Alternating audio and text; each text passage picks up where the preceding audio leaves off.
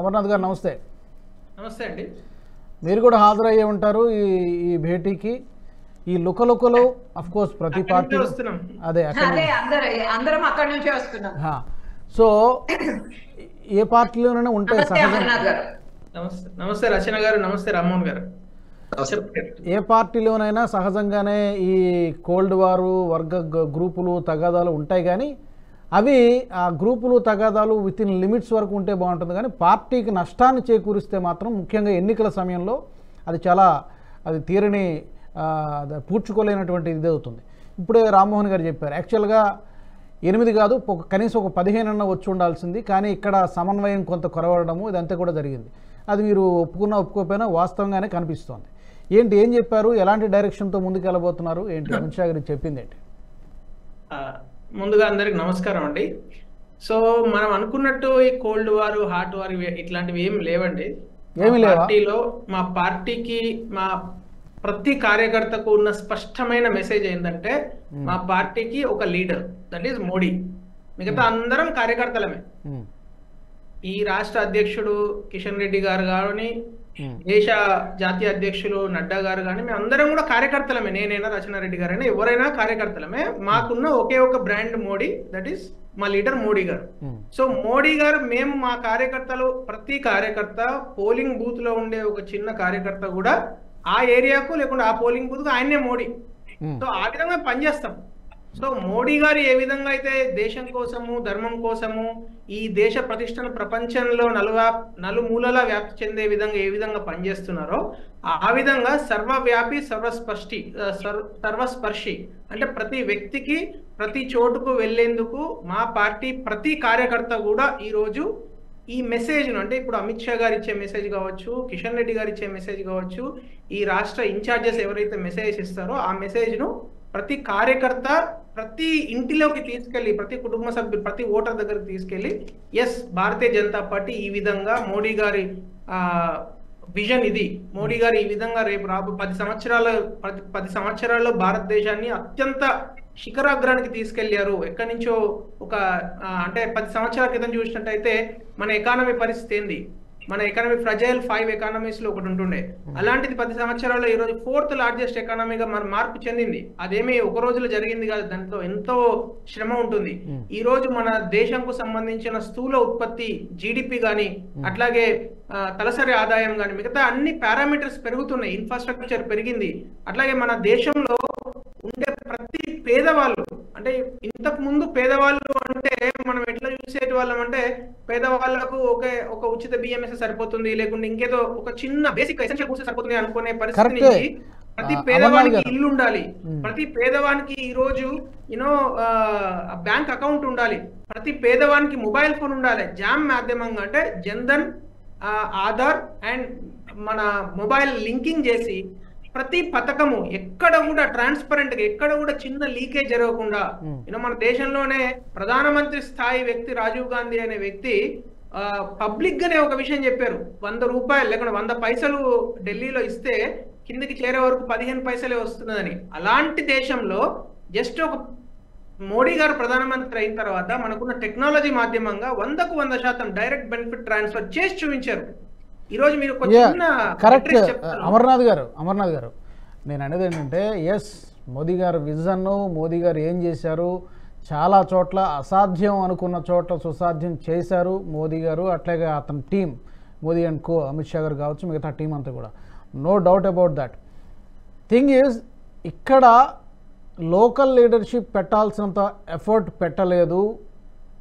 కొన్ని సరిదిద్దుకోవాల్సినటువంటి అంశాలు ఉన్నాయి అనేటువంటిది ఇక్కడ మనకి ఫోకస్ పెట్టాల్సినటువంటి విషయం. ఆ దిశగా ఎలాంటి చర్యలు తీసుకోబోతున్నారు? రాజు గారు, అదే విషయం చెప్పబోతున్నాను. ఈ రోజు మాకు ఒక క్లియర్ కట్ స్పష్టమైన కార్యాచరణ ఇవ్వడం జరిగింది. ఆ కార్యాచరణలో 2-3 అంశాలు నేను ప్రస్తావిస్తాను.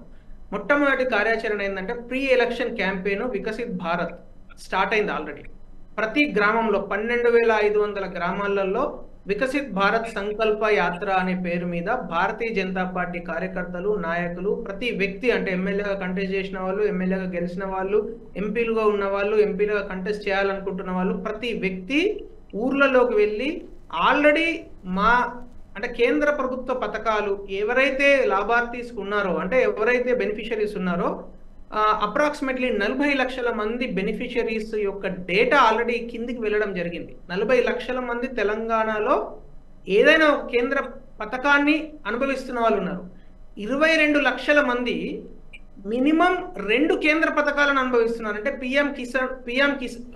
ప్రధానమంత్రి కిసాన్ అనే స్కీమ్ కింద డబ్బులు వస్తుండవచ్చు ఒక రైతుకు, అట్లాగే అతను ఇంకో యానిమల్ హస్బెండరీ స్కీమో లేకుంటే లైఫ్ స్టాక్ మిషన్ లోనో ఇంకొక పథకాన్ని ఆయన లాభార్థి అయి ఉండవచ్చు. ఈ విధంగా 22 లక్షల మంది ఉన్నారు.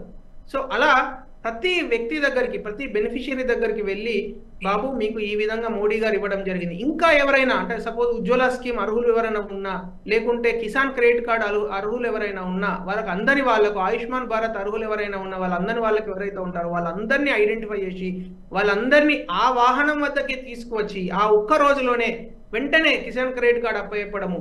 అట్లాగే మీకు ఒక చిన్న విషయం చెప్తాం, మీ మాధ్యమంగా మన సోదరి మనులందరికీ చెప్పాల్సిన విషయం ఏంటంటే, పొదుపు సంఘాలు ఉంటాయి చూడండి, ప్రతి పొదుపు సంఘానికి డైరెక్ట్ గా మోడీ గారే ఈ మీకు క్రిమి సంహారక మందులను స్ప్రే చేయడానికి ఈ మధ్య కాలంలో ఒక టెక్నాలజీ మాధ్యమంగా డ్రోన్ తో చేస్తున్నారు. అంటే ఇంతకు ముందు మనుషులే చేసినప్పుడు ఏంటంటే వాళ్ళకి వివిధ రకాల వ్యాధులు వచ్చేటివి ఆ పెస్టిసైడ్ స్ప్రే చేసినప్పుడు, దాన్ని అరికట్టేందుకు డ్రోన్ ద్వారా చేస్తున్నారు.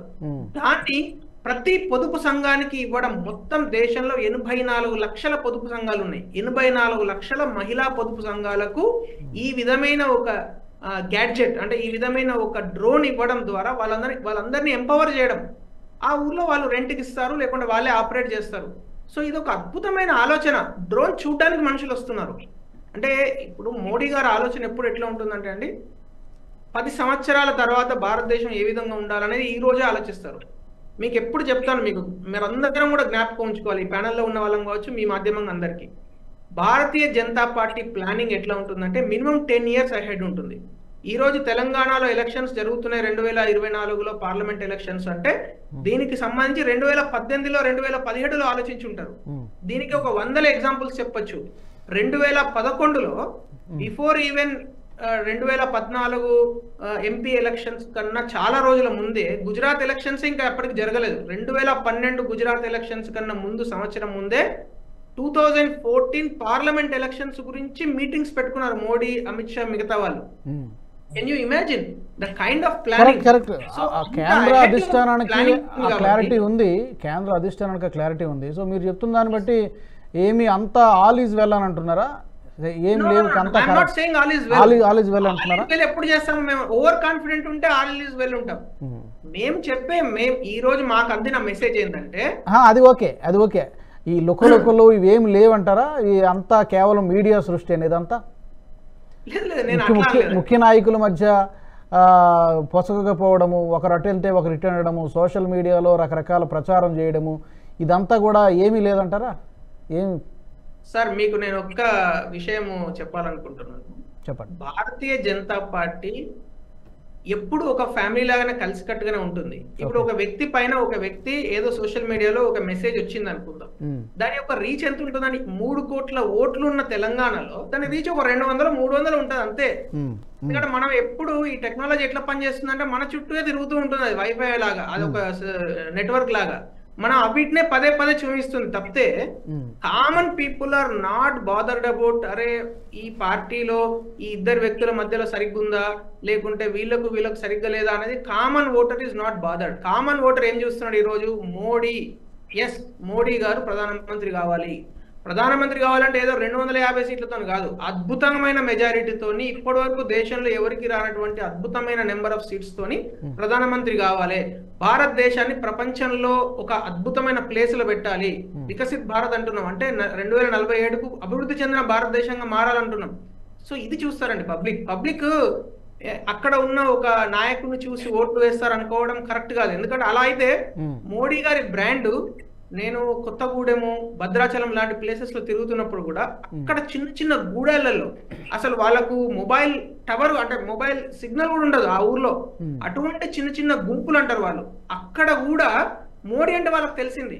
అంటే ఎంత పెద్ద బ్రాండ్ అండి ఈరోజు మోడీ అనే బ్రాండ్. అది చూసి మాత్రమే ఓట్లు వేస్తారని నమ్ముతున్నామండి. అండ్ అది time and again it is proven. 2014 elections లో ప్రూవ్ అయింది, 2019 లో ప్రూవ్ అయింది. నేను మీకు 2019 ఎగ్జాంపుల్ చెప్తాను. అంటే 2019లో 2018లో భారతీయ జనతా పార్టీ ఓడిపోయిన తర్వాత కామన్ గా ఎవరికైనా ఏముంటుందండి, ఒక కామన్ కార్యకర్త నిరాశతోనే ఉంటాడు. అలాంటి నిరాశతో ఉన్న ఒక టీమును 2019లో 4 ఎంపీ సీట్లు గెలవడమే ఒకటే కాదు, 21 అసెంబ్లీ సెగ్మెంట్లలో లీడింగ్ వచ్చింది. 21 అసెంబ్లీ సెగ్మెంట్స్ లో భారతీయ జనతా పార్టీకి లీడింగ్ వచ్చింది. అంటే దాని అర్థం ఏంటండి, భారతీయ జనతా పార్టీ యొక్క vote it's a wide spread, not concentrated. అంటే ఇప్పుడు ఈ సపోజ్ అంబర్పేట ఉందనుకోండి, సికింద్రాబాద్ గెలిస్తే అంబర్పేటలోనే ఒక 2 లక్షల ఓట్లు వచ్చి మిగతా వాటిలో ఓట్లు లేదు కాదు. సికింద్రాబాద్ లాంటి కాన్స్టిట్యున్సీలో కూడా మాకు బ్రహ్మాండమైన ఓటు వచ్చి మేము రిజల్ట్ సాధించగలిగాం 2019లో. ఇట్లా మోడీ గారి చరిష్మా, మోడీ గారి ఏదైతే బ్రాండ్ ఉందో that is our Mantra, strength, మీ బలం అది. ఓకే, ఈ వీడియో మీకు నచ్చినట్టయితే లైక్ చేయండి, 10 మందికి షేర్ చేయండి. అలాగే కామెంట్ల రూపంలో మీ అభిప్రాయాలను మాతో పంచుకోండి. Nationalist hub group of channels ను సబ్స్క్రైబ్ చేసుకుని తెలుగునాట జాతీయవాద జర్నలిజాన్ని ప్రోత్సహించండి. ఈ వీడియో కింద ఉన్న బెల్ ఐకాన్ పై క్లిక్ చేయడం మర్చిపోవద్దు.